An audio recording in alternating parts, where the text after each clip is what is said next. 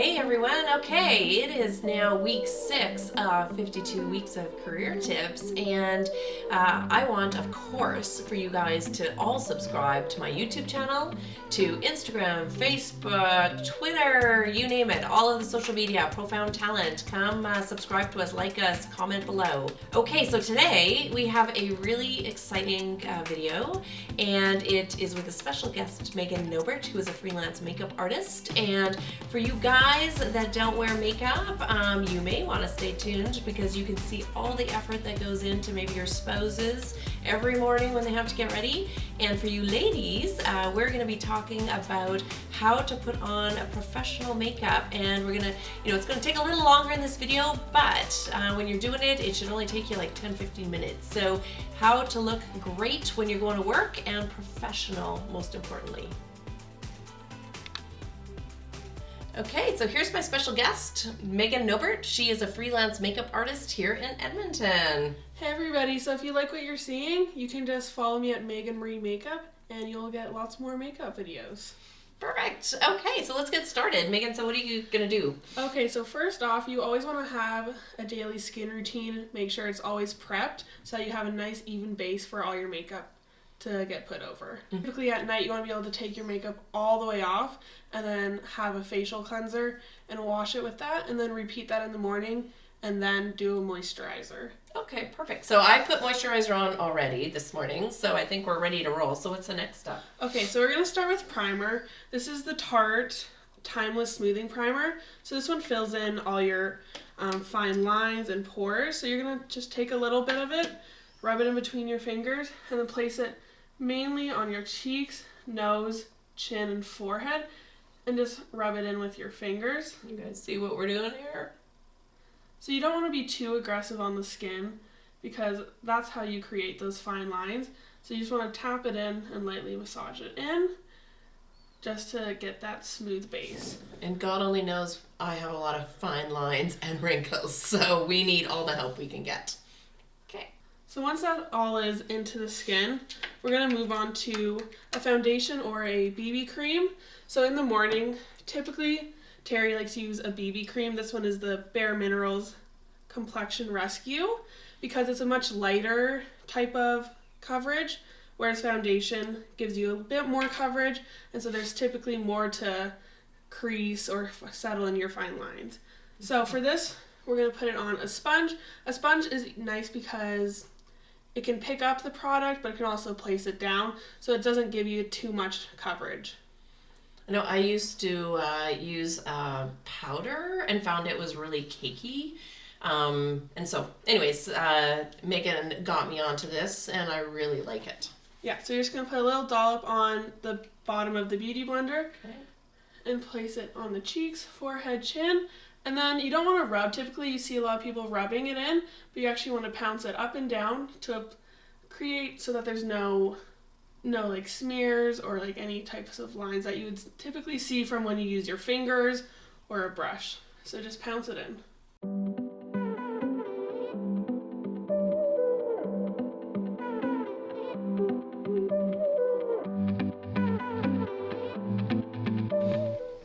Okay, so this is the outcome of putting the pouncing of the foundation on. So Megan, what did you do? Maybe just quickly? So I just put a little bit on the Beauty Blender and then put little dollops on each part of her face, and then once again just pounce it in. But you want to be careful to not do too many facial expressions after you put it in because it's not set with the powder. That's how you're going to get those creases to come back into your face. Mm-hmm. So as soon as you put your foundation or any type of cream product on, you want to try to keep your facial expressions quite minimal so that we don't get those fine lines back in. Yeah. And you went down my neck a little bit as well. So yeah. You know how sometimes when you're putting makeup on, you get that orange mark around here? We don't want that in a professional look. Yeah, so you're just going to blend it down your neck. Perfect. Okay, excellent. Okay, so the next step is typically concealer. So for a workplace, you could use 1 to 2 shades lighter than your typical foundation just to brighten up your face, because if you have a darker one, it's going to create shadows within your face, whereas a lighter one puts light under your eyes to show that you're more awakened, and on any highlight point. So your under eye, chin, nose, and forehead. So I always use this. Should we be using this? Because I have really darkness under my eyes. Yeah, so this is only going to be used if you have any type of dark circles. So this is a peach concealer. So you put the peach under first, but if you have more of a darker skin tone, you want to use a more orangey peach concealer. But since Terry's very fair, we're going to just stick to a light peach. So this only goes under your eyes if you have dark circles, which Terry seems to have a little bit of. Okay, so we're going to do that first then? Yes. Okay. So we're just going to put it under the eye. You don't want to put too much because typically the skin under our eye is quite thinner, so it can also cause a lot of creasing under your eye. So just enough, and then we're going to take it and pounce it out with our beauty blender again, but with the pointy side. So I know that we're talking to women today, but any man who does not wear makeup and feels a need to even out their skin and that kind of thing, can they do makeup similar, or how does it work? They can for sure do makeup. So even if they have like a little blemish that they want to cover up, they can just find that a similar skin color in the concealer just to place it over, and they can do the same thing, pounce it out with a beauty blender. And it doesn't have to be the full makeup that women do, but even just to fill in some blemishes, or if you have some dark spots or red spots, you can do the exact same. Perfect. So this is Tarte Shape Tape. So this is a really thick concealer, or it's thick, but it also has lots of coverage to it to also cover the black circles. Perfect. I need lots, especially I don't know about many of you, but I don't know if you don't get enough sleep at night, or you're stressed, or you're tired, or some of us just have naturally dark circles under our eyes. So this is like my go-to. But I used to find actually I would get a lot of cakiness under my eyes. So Megan helped me in figuring out how to avoid that. So when doing this with your beauty blender, you don't want to just be pouncing out. You want to be pouncing it back in as well, because that pushes the product more into the skin. So you want to go out and then pounce all the way back in. So, and this is highlighting the under eye to give that more awakened look. Mm-hmm. So cool thing here. Megan, in this past summer, got a chance to train under Kim Kardashian's makeup artist, Mario Dejavanovic. Is that his name? Something like that. It's kind of hard to pronounce. So anyways, pretty cool opportunity to work under somebody who is very, very well known and also, I think, well respected. Yeah, it was super cool. He gave lots of good tips for everyday makeup users and as well as professionals. Mm-hmm. And so now we're just going to highlight the other points of her face, which are her chin, the bridge of her nose.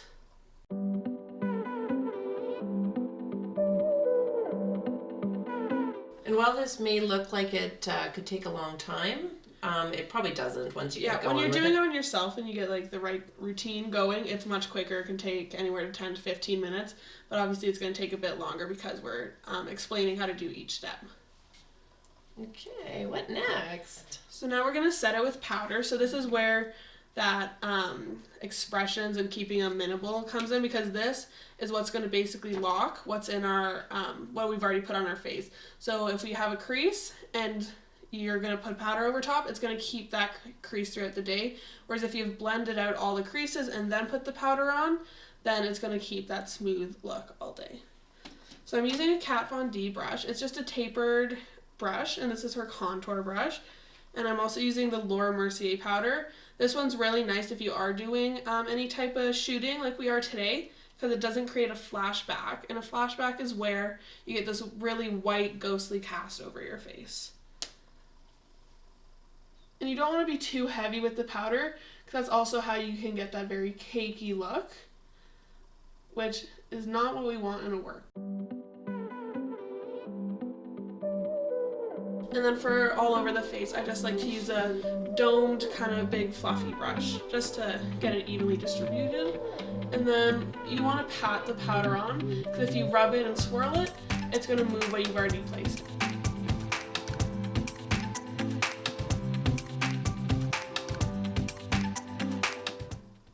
once all the powder's down, then you can kind of sweep it away, just because everything's already been set. We're going to go into bronzer. So I'm using the Hoola bronzer. It's a very nice warm toned bronzer. It does a really good job at warmthening up the face. And then this is also a Wayne Goss brush, which is fine or real hair, so it blends it out very nice.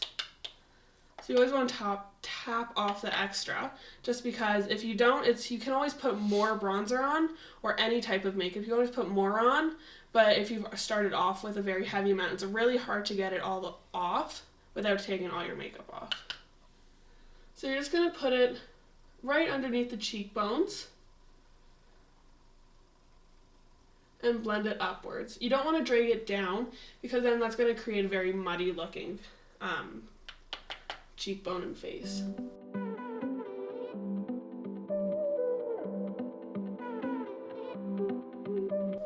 And then we're also going to put it on the forehead, just so where the sun would hit you normally.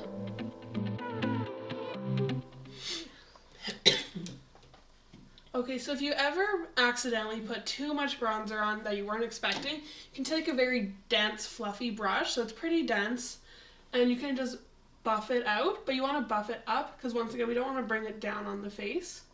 So just buff it up, and it should take off a lot of that product and still leave you with a nice bronzy look. And because you don't really want any harsh lines on your face, because then you can really tell that you're wearing a whole bunch of makeup. And for this is going to be a bit more natural for the workplace. So now we're going to go on to blush. Blush is always good because it brings some of that life back to your face. Because once you put on all that foundation or BB cream, it takes all the color away from your face. And so giving blush just gives back that lively look. And then just any kind of angled or fluffy brush works. And so you can either put this up onto your cheekbones. That's where I personally like to put mine. But it all depends on your face shape. So because Terri has kind of a bigger cheek, it always looks better for her, at least more on the front of her face and on her cheeks.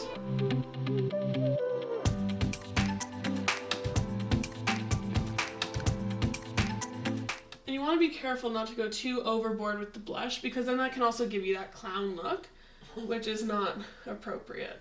Yeah. Going as the clown to work, unless you are a clown, isn't probably the best thing. Unless you're going out to work at the circus. And so for when you're going to work, you also typically want to have more of a glowier base or skin, just because when it's super matte, it can give that heavy appearance. So you want to add a bit of sheen, either using a very dewy foundation with lots of like moisture in it, or you can add a highlighter, it's basically a powder with just a little bit of shimmer in it, and just a light fan brush. And you're going to put it on all the high points of your face, just to give that look that you have a bit of life and moisture in the skin, so it's not so dry looking. It's interesting, I've been seeing some people with the highlighter, and it's almost like a big streak of highlight, and I don't know if it's meant to, just be a statement, or if it's just, maybe not the right application of it, but we don't really want that, I don't think. No, you just want to have, that's why I like to use a big fluffy brush, because it kind of just puts it on, but it doesn't be like exactly where you put it. It kind of just blends it into your blush, so that it gives you that little bit of a glowy look. And then you can always go back in with your blush brush and blend it into your blush, so that it comes like it's like a glow from within. Because you don't want a big line of this highlighter, because then it can be very distracting a lot of the times. Mm-hmm. And then just a little bit on the Cupid's bow, and then a very, very subtle amount on the nose. So now we're going to go into the eyebrows. So typically if you're trying to do this pretty quick, you don't want to be drawing on a full eyebrow, but you just want to be filling in the spots that are missing a bit of hair that maybe have you accidentally plucked out or something. So you just want to take the spoolie end, so it's just a little eyebrow brush through the eyebrows. Luckily Terri has pretty thick eyebrows and have lots of hair in them, but you just want to fill in the sparser areas. And then even on the days that you don't have time to do this, there are other options that you can use.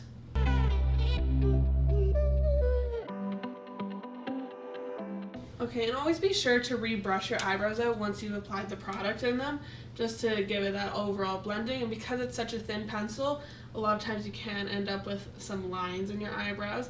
Just make sure you brush them out to make sure all the product is blended within the hair. And so then afterwards, I like to put a colored eyebrow gel on just to fill in even more of the spots that we've missed. Or you can even do this if you don't want to fill in your eyebrows with a pencil, because it's a bit quicker, so if you're in a rush, it's really nice. That's what I've been doing lately. And you're just going to focus it on the ends of the brows, because sometimes it can be a bit darker, and you want the tail of your eyebrow to be the darkest point in your eyebrow, and then the front of your brow being the lightest point. So you're going to put most of it at the end, and then kind of feather it up into the front once a lot of the product off the tip has been distributed on the end of the tail. Megan's operating today with a bit of a cold, so she's trying to talk and breathe through her mouth. And then once that dries, I like to go back in with a spoolie, which is the eyebrow brush, to rebrush it out. Okay, and also, now we're going to go back onto the eyes. So this is, if you don't really like to wear eyeshadow, this is really nice, because while you're doing your bronzer, you can just dip in with an eyeshadow brush, which is a long fluffy brush, and just throw it into the crease of your eye, just to give it some color and dimension. It's really nice just because it doesn't have to be super perfect. You just have to kind of throw it in there, get it in the crease, just to give the eye some color so it's not as white like it was from when we put the concealer and foundation over her eyelids.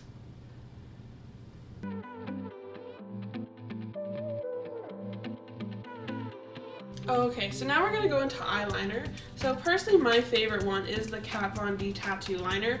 It seems to last all day. It's super easy to apply just because it has almost like a marker type of tip, and so it's really easy to apply and get super thin lines.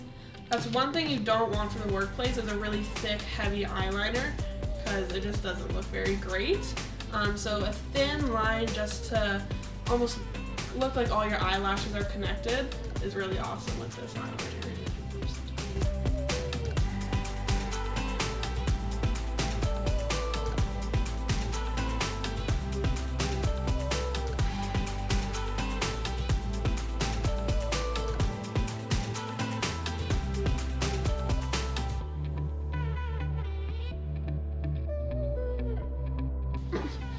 Okay, so you always want to make sure that you're pulling the eyelid up and not to the side, even when you're taking your makeup off or anything, because when you pull to the side, it's dragging your skin out, and the skin is very thin, so it's much easier for it to wrinkle. So that's why you just want to pull it slightly up. Okay, so now we're going to move on to our mascara. So this is the L'Oreal Telescopic Mascara.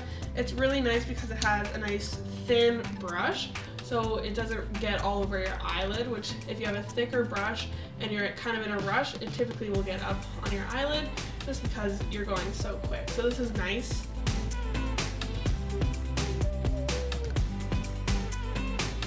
And if you're going to curl your eyelashes, typically you want to curl them beforehand and not afterhand, because when the mascara is wet, it does give that better curl, but if you don't have a really good eyelash curler, it can actually break your eyelashes off and then have little stubs. Yeah, I don't want stubs.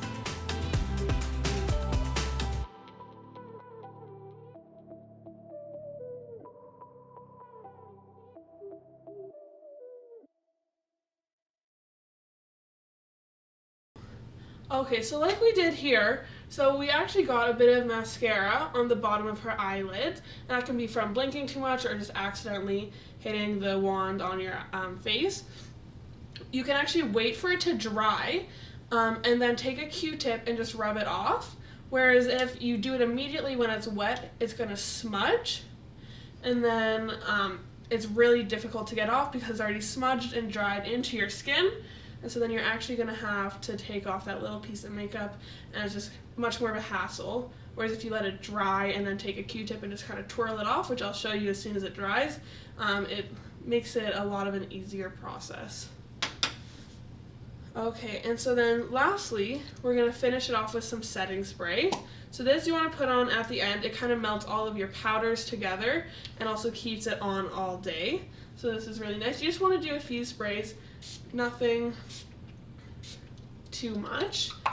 And then I always like to go back in with my beauty blender and press in the spray that we just put on, just to melt all of the powders together, make sure everything is blended nice and even. And then lastly would be your lips, but for the workplace you don't really want too much of a dramatic lip, so like nothing like really metallic, but always like nude or red or just simple everyday colors is always good. Or even just like a lip gloss, just to give some sheen to your lips, is always really nice. And so for the lips, we actually don't have a lip gloss with us today, but we do have a KKW lipstick, which is actually by Kim Kardashian. And for this, you don't want to overline your lips too much, because that can give a really fake and dramatic look. You just want to apply it following your lip line.